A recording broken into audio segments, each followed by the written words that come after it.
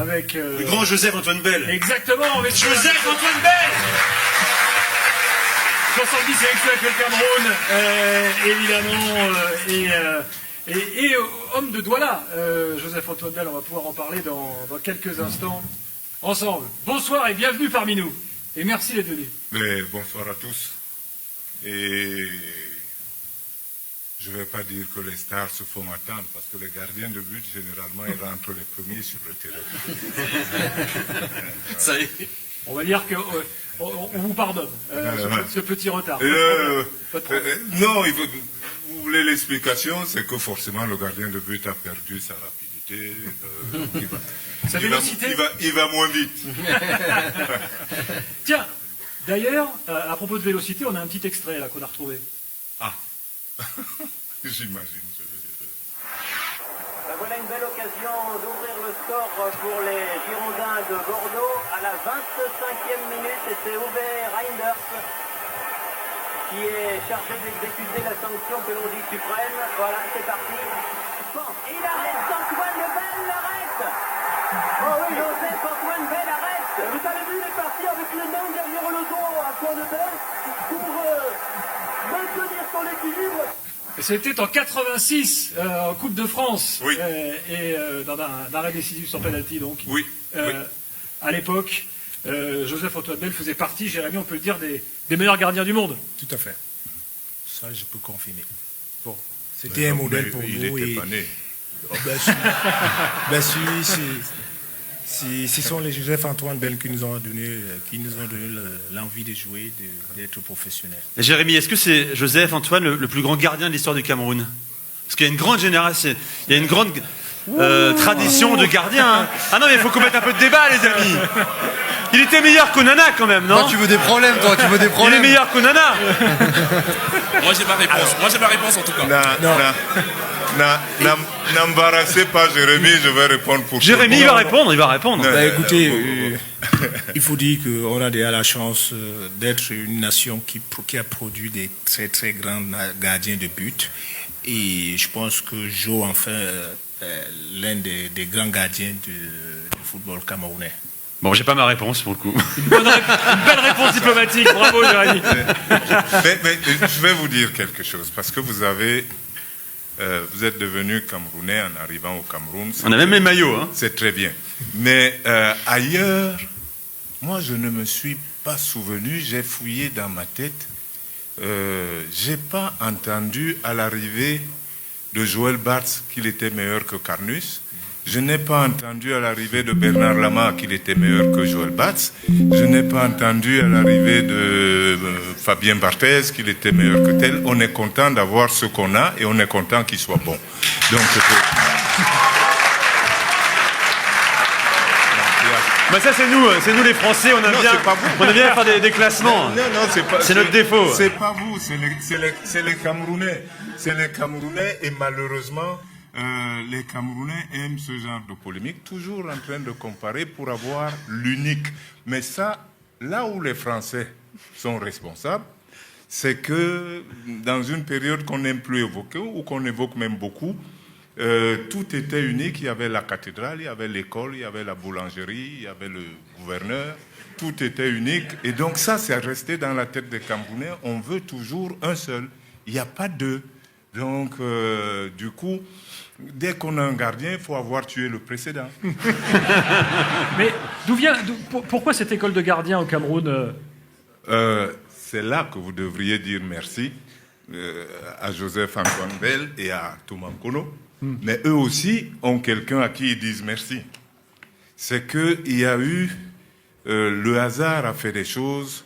En 1974, évidemment, nous jouions déjà au football et on voulait être bon et on pensait qu'on était bon. Mais on ne peut pas être excellent et être classé parmi les meilleurs au monde si on n'a pas quelque chose en plus. Et quelque chose nous est arrivé au Cameroun. Il est arrivé un entraîneur national qui s'appelait Vladimir Béara. Et Vladimir Béara était yougoslave, comme on disait à l'époque, un ancien grand gardien de but qui avait joué la Coupe du Monde et qui nous a beaucoup apporté. C'est vrai, on dit que il y en a qui veulent vous mettre le talent avant, mais si vous n'avez que le talent, vous n'y arrivez pas. Si vous n'avez que le travail, vous n'y arrivez pas. Si vous avez du talent et le travail, vous y arrivez. Et donc, lui, il est arrivé au Cameroun, et au bout d'un moment, il a eu Thomas Nkolo et Joseph-Antoine Bell. Et il nous a montré, à cette époque-là, c'était terrible.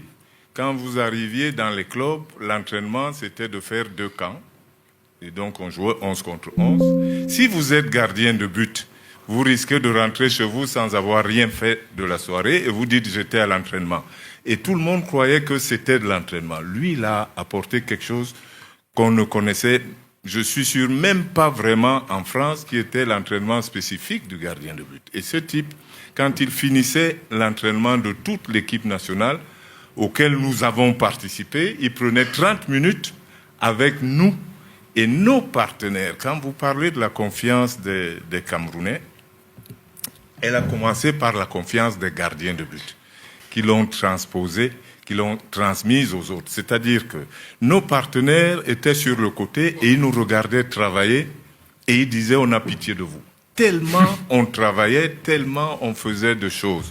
Et donc le résultat, l'autre fois, il y a un Camerounais de Douala qui m'a fait remarquer, j'avais pas vu, il m'a dit, vous, quand vous entriez sur le terrain, on avait l'impression que vous ne pouviez pas prendre de but. Vous dégagiez tellement d'assurance, mais l'assurance venait de ce que l'entraînement nous avait réellement préparé. Et comme on avait du talent, on était suffisamment fort. Et donc la confiance que les gardiens camerounais, que ces 2 gardiens, parce que les Camerounais oublient d'être heureux. Ils sont tout le temps en train d'opposer. Et bien, ce qui se passait, c'est que les Camerounais, quoi qu'ils faisaient, aligneraient un gardien supérieur au gardien d'en face. Mais c'est quand même une bonne chose, quand même, c'est valorisant pour le Cameroun, parce que on est sur un... On est dans un... Joseph-Antoine Bell ou Il le fait tout le temps, si on lui coupe pas la parole, il va pas s'arrêter. on est dans un continent où le poste de gardien de but, c'est souvent un secteur défaillant. Oui. Alors, il y a eu des très grands gardiens dans d'autres pays, mais c'est vrai que vous, dans Maroc, votre... grosse école de gardiens bien sûr, au Maroc, par exemple. bien évidemment, ou d'autres, hein, il y a des légendes à ce poste-là. On peut les citer. On a Bono, on a eu... au Cameroun, on a Kameni, on a Onana, Nkono également. On a tous les autres. Non, mais on a de quoi faire un gros classement sur les 30 dernières années chez les Camerounais. C'est pas le cas dans toutes les grosses nations africaines. Mais exactement, voilà la force du Cameroun. Le Cameroun pouvait faire toutes ces polémiques, mais quel que soit le gardien qu'il allait aligner, il serait supérieur au gardien de l'équipe d'en face. Donc, les joueurs camerounais étaient assurés et rassurés quand ils rentraient sur un terrain. Ils savaient qu'ils avaient le meilleur gardien des 2 équipes, donc ils pouvaient voyager. Et la génération actuelle, elle vous rassure La génération actuelle... De gardiens de but, hein. Oui, de gardiens de but. Il n'y a qu'au Cameroun qu'on débat dessus. Il n'y a qu'au Cameroun qu'il y a un débat où vous inventez des choses sur Onana. Onana, on a parlé de génération. Oui, non, mais qu'est-ce qu'on avance sur Onana? Il fait partie des meilleurs mondiaux. Vous savez, dans une classe, si le premier a une mauvaise note, vous imaginez la note des autres. Donc, si vous critiquez Onana, ne me parlez plus de génération. Si Onana est mauvais, tous les autres seraient pires. Or, Onana n'est pas mauvais, il est parmi les meilleurs gardiens au monde. Et au Cameroun, on aime bien ça, on tire vers le bas. Allez, dans un instant, on continue le débat qui est donc à bien démarrer. On va revenir à l'actualité et après ce premier débat sur les gardiens. On se retrouve tout de suite dans l'after ici en direct de Douala. À tout de suite. Joseph-Antoine Bell, la situation actuelle du Cameroun, quelle photographie vous faites de la sélection nationale? Eh bien, moi, c'est vrai que c'est la même équipe parce qu'elle s'appelle le Cameroun, mais c'est vraiment pas la même équipe. Je ne peux pas parler de celle qui était à la CAN de 2024 comme si c'était elle qui jouait aujourd'hui. Non, c'est pas vrai du tout. Donc, on a été catastrophique en 2024 et c'est pas pareil. Il y en a qui veulent jamais admettre. J'entends Jérémy parler de la reconstruction. Je suis malheureusement pour lui plus âgé pour savoir que beaucoup de dirigeants ont utilisé ce terme. Vous pouvez fouiller dans les journaux et vous verrez que dès 2004-2005, il y en a qui parlaient Dès qu'on perd un match, c'est là, ils vous parlent de la reconstruction, mais ils ne vous disent pas quand est-ce qu'ils ont rasé. Pour reconstruire, il faut avoir cassé. De quel type de dirigeants vous parlez? Sportifs ou politiques? Non, les dirigeants sportifs. Avant de parler de politique, les dirigeants sportifs doivent avoir de l'envergure pour que ce soit eux qui donnent le tempo du sport et que les dirigeants politiques puissent leur emboîter le pas. C'est aux dirigeants sportifs de pouvoir mener le plaidoyer qui fait que les dirigeants politiques vont venir et donner les moyens. Vous ne pouvez pas. Vous savez, il n'y a aucun chef d'État au monde qui se couche le soir en pensant à un stade de foot. C'est pas possible.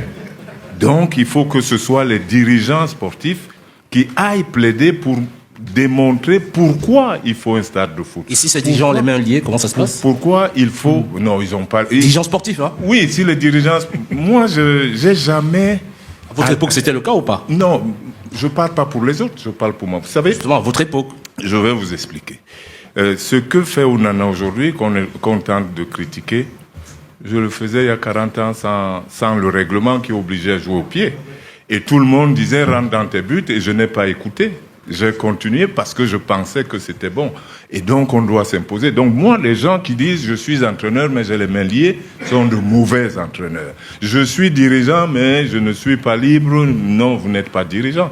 Donc, le problème, aujourd'hui, notre équipe, l'équipe du Cameroun, oui, après la débâcle de 2024, là, elle est en reconstruction par rapport à 2024. Et elle est déjà nettement avancée. Et il ne faut pas qu'on vous raconte des histoires. Cette équipe, c'est pas une histoire de talent. C'est trop facile de dire avant on était meilleur, aujourd'hui. Non. Quand vous dites 2002, pour qui est 2000 et 2002, il y a eu 98. 98, ils ont fait quoi? Ils n'avaient pas gagné. Mais 2024 et 2025. Joseph, on n'a pas cette continuité-là, j'ai l'impression. Mais justement, donc j'essaie de vous construire. On n'a pas la continuité parce que, en fait, les jeunes Camerounais veulent tellement réussir qu'ils se donnent à fond, mais je vais vous le dire, ils ont presque jamais eu les dirigeants que leur talent mérite. Donc c'est un problème de dirigeant. Mais bien sûr. Le sélectionneur? Non, ça ne se limite pas. Le sélectionneur est choisi. Celui qui était à la CAN de 2024 a été choisi par quelqu'un. Mais Joseph, donc on en arrive au cas Samuel Eto'o. J'ai l'impression que Joseph Antoine veut nous amener vers Samuel Eto'o, là. Non, parce que Attends, Joseph Antoine. Oui. On demande au public, est-ce que vous voulez qu'on parle de Samuel Eto'o? En fait,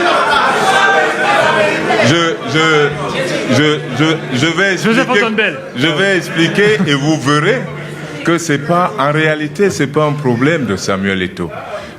On se souvient de leur génération avec Jérémy en disant ils étaient bons, c'était la génération dorée, mais elle est sortie en Coupe du Monde au premier tour. Et personne ne s'est jamais demandé pourquoi.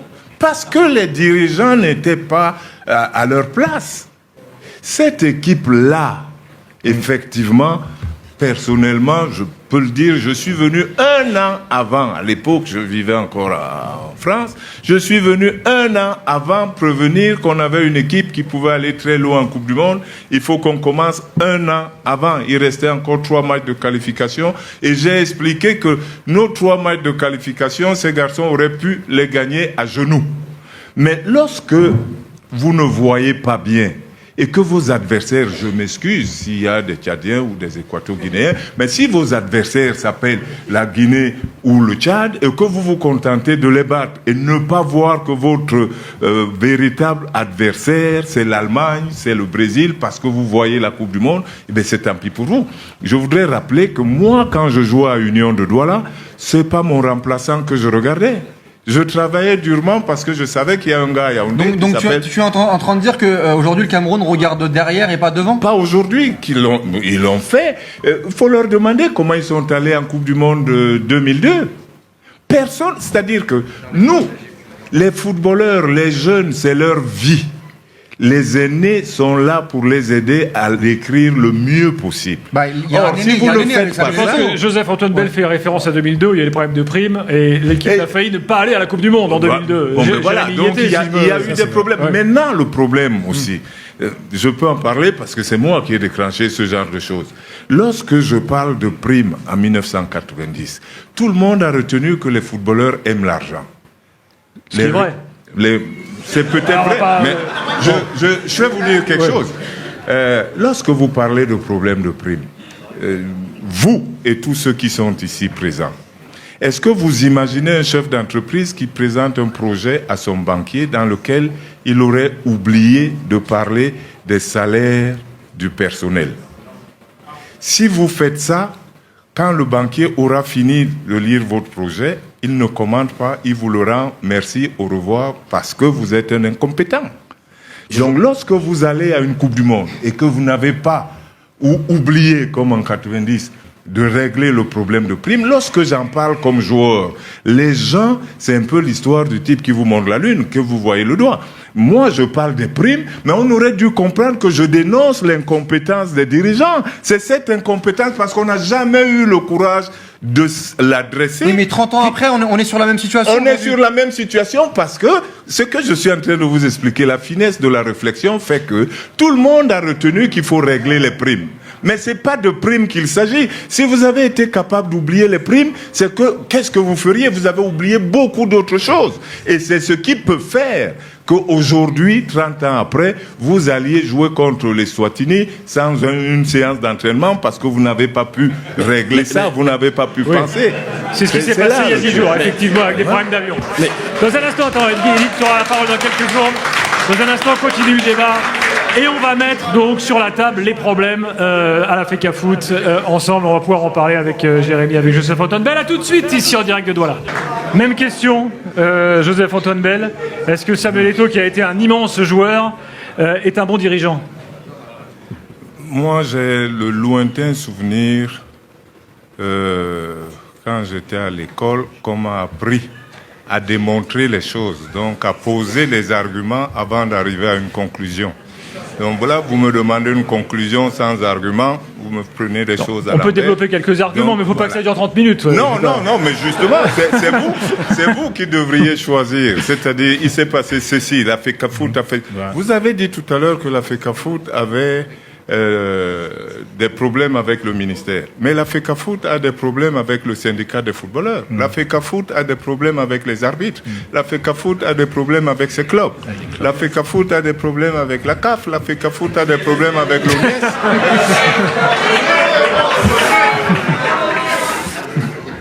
Vous voyez? Oui, donc, ça fait un paquet de problèmes. Oui, voilà, donc vous voyez, et ça, c'est pas moi qui ai inventé, c'est parce que donc vous pouvez les énumérer comme ça. Et la sagesse populaire, je ne sais pas, même si j'ai vécu en France, mais je ne sais pas en France, mais chez nous, on dit que quand la même personne a des problèmes avec plusieurs autres, il faudrait peut-être qu'elle se regarde. Bon, voilà la réponse. Et donc là, la personne, pour qu'on comprenne bien, la personne, c'est l'institution. J'ai dit, la fédération a des problèmes. Voilà. Mais donc, Joseph, Jérémy, c'est quoi la solution au final? C'est quoi la solution au final? Parce que on en parlait tout à l'heure. Le problème, c'est les institutions. Pour que le terrain soit libre et joue de la meilleure des manières en ayant des résultats. Vous savez. Parce que nous, vu de France, ouais. ou même dans les autres pays africains, ouais. ce qu'on voit aujourd'hui du Cameroun, ouais. c'est pas des belles images sur le terrain, c'est ce qui se passe en dehors. Oui, et aujourd'hui, à un moment donné, il faut changer ça. Et comment on change ça? Est-ce que nous, on aimerait comprendre? On est un peu en vol d'oiseau comme ça en France. On vient ici pour avoir les réponses et vous nous en donnez pas si, tout à l'heure. On vous en donne. Non, mais ça fait 1 heure qu'on est là. J'ai pas beaucoup de réponses. Qu'est-ce que vous... J'ai fait 8 heures d'avion quand même. Oui, mais qu'est-ce que vous voulez comme réponse? Je vais vous poser une... Quelles sont les solutions? Moi, je vais vous poser une question. Avant de chercher des solutions, il faut poser les bonnes questions. Lorsque vous dites qu'un entraîneur n'est pas sur le banc, connaissez-vous une autre équipe dans le monde, aujourd'hui ou dans le passé, dont l'entraîneur n'est pas sur le banc? Entraîneur adjoint. Non. Vous en connaissez? Mais est-ce que c'est le problème fondamental? Non, c'est l'un des problèmes. Vous en prenez un. Mais qu'est-ce qu'on fait des autres adjoints qui, eux, sont en charge, qui devraient être payés par le ministère, qui ont des arriérés de salaire? Les qui? Les adjoints. Lesquels? Les adjoints qui ont été nommés par la fédération. Vous recommencez, donc vous prenez le problème à l'envers. Non, mais il ne faut pas que... Monsieur Joseph-Antoine Bell, il ne faut pas le prendre dans le sens que ça vous arrange par rapport à votre analyse. Prenez comme vous voulez. Restez le plus objectif possible. Vous avez de la chance. Vous avez quelqu'un qui a été footballeur. Et pas n'importe quoi, parce que c'est lui qui revendiquait pour les autres. Donc moi, les problèmes du foot, je les connais. Posez-moi les questions, je vais vous répondre. Je vais vous dire d'où viennent nos problèmes, pourquoi ça se passe comme ça. Lorsque vous dites ça... Ok, très bien. lorsque Comment justifiez-vous qu'au sein de ce staff, Ouais. on a un staff qui a été nommé par une partie du staff qui a été nommé par la fédération, une autre partie qui a été nommée par le ministère, et le ministère en charge Arrêtez déjà là. Est-ce Ok, que vous allez-y. trouvez ça normal? Et c'est la faute à qui? Alors, je vais vous dire, je vais vous répondre. On vous écoute. Lorsque le staff de Rigobert Song a été nommé, il a été nommé comment? Par qui? Quelle était la procédure? Qui a sorti le document qui les a nommés? Votre problème... Mais ça revient à la même... quelle est la réponse? Non, ne me dites pas ça Edith, revient c'est quoi à la la réponse? fédération. Je vais vous répondre. Il va répondre. Il y avait toujours pareil une lettre du ministre d'État, secrétaire général à la présidence. Non, justement, je voudrais vous raconter cette histoire de proposition. Personne... Bon, Gilbert, je vais. C'est pas moi qui parle, hein, c'est le public. Hein. Oui, Je vais aller le voir, non? Non. Alors, il faudrait savoir...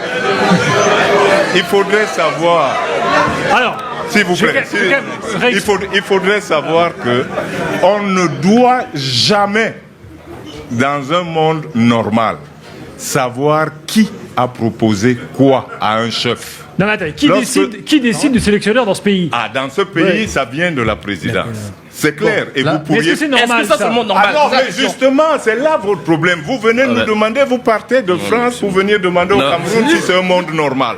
Est-ce qu'il est normal, quand les Camerounais vont vous demander est-ce qu'il est normal qu'une femme épouse une femme, vous allez leur répondre comment? Mais Joseph Donc, ne venez pas, ce que je voudrais dire, ne venez pas demander, ne venez pas demander si c'est Non, normal. alors, Attendez. S'il vous plaît, Joseph-Antoine Bell, la logique, La- Non. revenons au monde du football. C'est-à-dire- La logique dans le monde du football, c'est qu'un sélectionneur soit nommé Oui. par un président de fédération. Dans le monde du football, ça c'est- doit se passer Et comme cette ça. logique, il ignore Ce pas. sont les règles. Dans la logique Moi, je constate dans la que là, logique du c'est pas le football- cas au Cameroun. Attendez. Dans la logique du football, c'est bien la fédération qui paye ses entraîneurs et ses joueurs. Effectivement. Et là, vous ne demandez pas pourquoi là, c'est pas le cas au Cameroun. C'est pas le cas. Mais- Dans la logique du football. J'aimerais que Jérémy puisse Donc, également ce- s'exprimer ce que- là-dessus. Laissez-moi conclure là-dessus. Allez, Ce rapidement. que je voudrais vous dire, je ne dis pas si c'est bien ou pas bien. Je dis comment ça se passe depuis toujours. Et vous ne venez Donc pas... la situation actuelle n'est pas nouvelle, c'est ce que vous Non, nous dites. justement, Bon. elle n'est pas nouvelle. Quand on a nommé Rigobert Song, ou quand on a nommé Kluivert, à ce moment-là, c'était sur proposition de qui? On n'a pas besoin de le savoir. Les gens bien élevés ne disent pas ce qu'ils ont conseillé à leur hiérarchie. La hiérarchie assume. Ben, Vous finalement, avez conseillé, Jérémy, la pardon. hiérarchie est Joseph-Antoine responsable. Bell, une question quand même assez claire. À quoi sert le président de l'Africa Foot alors? Bon, Le Cameroun a été admiré par tous les autres pays. Il a été le leader. Tous les autres pays nous ont copiés. Et du coup, ils sont allés jusqu'à copier ce que nous faisons de mauvais. Et donc là, les Centrafricains ont reproduit. Joseph-Antoine. Allez, dans un instant, oui, Walid, rapidos pour conclure ce débat et ensuite on Mais passera aux vous actions savez, de si vous S'il vous plaît, si Walid. vous vouliez prendre d'autres exemples, je vous poserai la question. Joseph et Jérémy, Est-ce que Walid. quand on nomme au Maroc Ah non, c'est moi qui un décide qui président parle. de la Fédé, En théorie. est-ce que quelqu'un a déjà osé dire qu'il n'est pas d'accord? Non mais parlons du sportif et j'aimerais intégrer Edith, parce qu'on parle pas de sportif depuis tout à l'heure. J'aimerais bien que Edith tu participes à ce débat-là. C'est qu'au final aujourd'hui dans les décisions, Oui.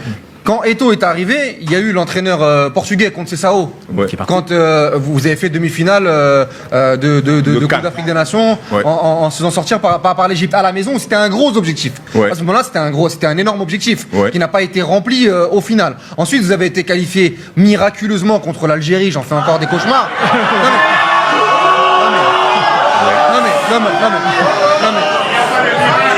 Ou le football, S'il vous plaît. non mais il faut. Allez-y. Où le football n'était pas incroyable à ce moment-là sous Rigobert Song. Ça avait été le choix de Samuel Eto'o à ce moment-là. Ouais. À la Coupe du Monde, vous n'êtes pas sorti de la poule dans une poule très très relevée. Aujourd'hui, vous êtes dans une situation qui est pas simple, où vous êtes fait éliminer en 8e de finale de Coupe d'Afrique des Nations. Là aujourd'hui, on a Marc Brice qui fait pas un boulot catastrophique, qui Il est fait plutôt invaincu pour l'instant. voilà, qui fait plutôt un boulot convenable. Oui. Entre les choix de Samuel Eto'o et les choix du ministère des Sports. du ministère, aujourd'hui, il faut écouter qui, quoi, c'est quoi la direction qu'il faut prendre, parce que moi, je n'arrive plus en fait à comprendre qu'est-ce qu'il faut faire, parce que Edith Giscard d'Ono, la réponse. Écoutez, le bilan d'Eto'o sportivement pour l'instant, il n'est pas extraordinaire. Écoutez, je pense qu'il est grand temps qu'on puisse dire les choses assez clairement. Depuis un certain moment, on assiste à un populisme de mauvaise aloi. On prend la parole, on donne des explications, on ne va pas au bout. Par respect pour le nombre de personnes qui sont ici présentes, on a le devoir de dire les choses clairement. On ne demande pas d'être sans langue de bois, mais on dit néanmoins de dire les choses clairement. Aujourd'hui, la situation du football camerounais est chaotique. Elle est triste. Elle ne fait pas honneur à la nation, elle ne fait pas honneur aux Camerounais. Quand on voit la bataille dans laquelle on est mêlé, franchement, c'est scandaleux. Le problème, il est profond. Il va entre deux institutions, le ministère et la Fédération camerounaise de football. Jérémy Dita a dit tout à l'heure que parlons des institutions. Alors, restons-en. Par rapport à ces institutions, il s'est passé un acte scandaleux. Je dirais, la vidéo des Lions, où on a eu l'impression que on assistait à une sorte de coup d'État. Des joueurs, moi quand je l'ai vu, je me suis dit, mais je tombe des nues. Il faut expliquer.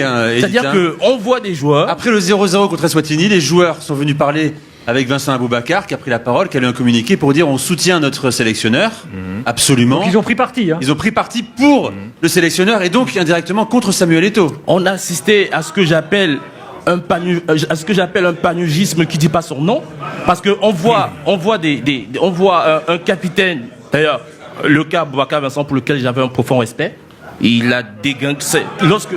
Lorsque j'ai vu sa prise de parole, le sens de sa prise de parole, les orientations, franchement, j'en revenais pas, parce que ça me rappelle un scénario auquel on a assisté il y a plusieurs années, avec justement le président de la fédération, Samuel Eto'o, qui était arrivé à cette période avec un véhicule personnel, alors que les joueurs étaient en bus. C'était une période qui n'honorait pas le football camerounais. Et on a revu la même scène. Et j'explique, non, je vais l'expliquer. Je l'explique parce qu'en réalité, tous ces joueurs qui ont été là, je suis certain que dans quelques années, lorsqu'on va leur présenter la même scène, ils auront tous honte. Lorsqu'ils auront un peu plus de maturité. Parce que pour moi, il faut le dire, moi je fais partie de ceux. Dans ce pays, on est divisé en plusieurs catégories. Il y a ceux qui pensent A, il y a d'autres qui pensent B, il y a d'autres qui pensent C. Moi je fais partie de ceux qui pensent C et qui pensent que ces joueurs étaient instrumentalisés et que c'est pas normal ce genre de discours, et surtout à C'est le ministère qui les a obligés à prendre la parole contre Samuel Eto'o. J'ai pas terminé. J'ai pas terminé. Allez, Je conclure, comprends pas vas-y. l'agitation. Je ne comprends pas. S'il vous plaît. Je ne comprends pas l'agitation des uns et des autres. J'ai mon temps de parole. Je fais part de mon ressenti par rapport à ce qu'on a vécu. Les joueurs ont dénoncé un certain nombre de choses. Le fait que l'assistant ne soit pas sur le banc. Ok. Mais cependant, dans le staff, qu'est-ce qu'on remarque? On a une partie de staff qui a été nommée par la sélection, désignée par la fédération, qui pour la plupart n'ont pas été payés depuis plusieurs mois par le ministère en charge de cette responsabilité. Pour quelle raison on a dans un staff des joueurs, un staff de la sélection, un certain nombre de personnes? Un côté, ils sont payés, d'autres, ils ne sont pas payés. Et les joueurs viennent faire une revendication pour une personne qui sera absente, qui vous plaît, qui a une situation particulière. Juste un point, l'intérêt commun c'est quand même le Cameroun, c'est le Cameroun qui doit gagner. Si aujourd'hui la compétence c'est d'avoir l'adjoint de Brice sur le banc, pourquoi on ne met pas l'adjoint de Brice sur le banc? La question... Expliquez-moi en fait. Je suis arrivé... Réponse de Joseph-Antoine Bell, s'il vous plaît. Je suis arrivé en posant une question tout à l'heure. Connaissez-vous un autre pays où l'équipe nationale joue sans son entraîneur sur le banc? On parle de l'adjoint. Ah non. Je vais vous dire quelque chose. Vraiment, ça se voit que quand il s'agit du Cameroun, vous faites du particularisme. Quand vous venez à un entraînement, vous avez déjà entendu un joueur appelé entraîneur adjoint? Il dit coach, il dit pas coach adjoint. Oui, ça veut dire que vous le mettez sur le même niveau que le coach. Mais bien sûr, il n'y a aucun club, aucune équipe au monde où on dit en interne, il faut que l'adjoint ne soit... C'est un débat qui n'existe nulle part. Le débat n'existe nulle part. Cet entraîneur-là, c'est lui qui fait des entraînements. Bien sûr. Moi, j'ai été les voir. C'est lui qui dirige les entraînements. Et donc il doit être sur le banc. Mais bien sûr, Mais ça pourquoi ne on l'enlève ça Pourquoi ne on se l'enlève discute Parce que c'est même la pas. FECAFOOT qui fait les feuilles de match. Mais pourquoi la FECAFOOT C'est-à-dire fait que- ça Voilà, ça- Pourquoi C'est sa Expliquez-nous. prérogative. Je vais aller plus loin. Je vais aller plus loin. Quel est leur but Quel est leur but Une équipe et ses supporters, c'est fait pour gagner les matchs. Et qu'est-ce qu'on fait pour qu'une équipe gagne les matchs? Lorsque des présidents de clubs se lèvent la nuit parce qu'ils vont rendre visite à la maman d'un joueur pour que le joueur, lui, soit à l'aise, c'est tout ça est fait pour que l'équipe gagne. Vous ne pouvez pas être ceux qui mettent des bâtons dans les roues à vos propres joueurs. Donc, lorsque vous avez une équipe comme là, quand on parle des primes, c'est parce qu'on veut que les joueurs soient à l'aise. Comment vous faites pour créer... Mais Joseph, réponds-moi s'il te plaît. Pourquoi il est enlevé de la... Dans quel intérêt Mais pour la quoi- FECAFOOT mais vous- Quel est l'intérêt Attendez L'intérêt, un c'est peu. pas que le Cameroun ne se qualifie pas Mais à la prochaine justement, Coupe du Monde quand même. vous posez la question à de mauvaises personnes. Nous, on vous dit ce qui doit se passer. Oui. Mais on n'est pas responsable du fait Oui, qu'il mais ne vous avez soit une pas... on analyse. vous accuse de rien, Vous Joseph avez une Antoine. analyse, On vous Joseph. accuse de rien. Vous avez une analyse, vous savez pourquoi ça vient, pourquoi l'analyse. ça arrive. C'est la fédération qui a décidé ça. Donc- Mais nous, qu'est-ce que vous... Pourquoi vous voulez que je me mette dans leur tête? Justement, je me pose la question... Mais quel est le précédent qui a fait Je me aboutir à cela? je me pose la question de savoir quel est le président au monde qui met ses joueurs mal à l'aise avant un match.